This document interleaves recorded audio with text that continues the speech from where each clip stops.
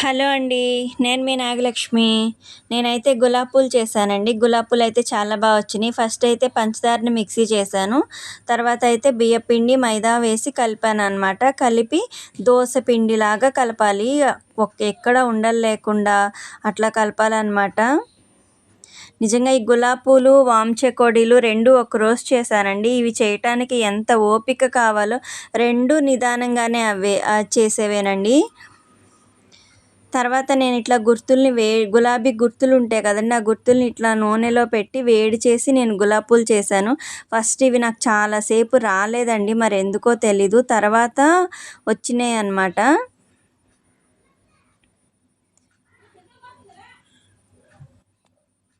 పూలైతే మాత్రం చాలా వచ్చినాయండి. మీకు కూడా కావాలంటే స్క్రీన్ మీద కనిపిస్తున్న నెంబర్కి వాట్సాప్ చేయండి.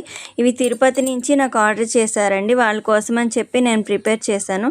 ఇంకా తర్వాత వాము చెకోడీలు కూడా చేశానండి. వెన్న, వాము, బియ్య పిండి వేసి ఉక్కిచ్చి నేను వాము చెకోడీలు చేశాను.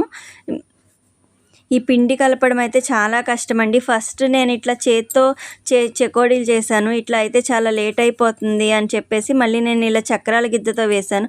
ఆ నొక్కేటప్పుడు అయితే చక్రాల గిద్ద మూత కూడా ఊడిపోయి పైకొచ్చేసింది. అంత గట్టిగా ఉన్నాయన్నమాట. కానీ చెకోడీలు అయితే మాత్రం చాలా వచ్చినాయి. వీడియో నచ్చితే లైక్ చేయండి అండ్ సబ్స్క్రైబ్ చేయండి. మీకు కూడా కావాలంటే స్క్రీన్ మీద కనిపిస్తున్న నెంబర్కి వాట్సాప్ చేయండి.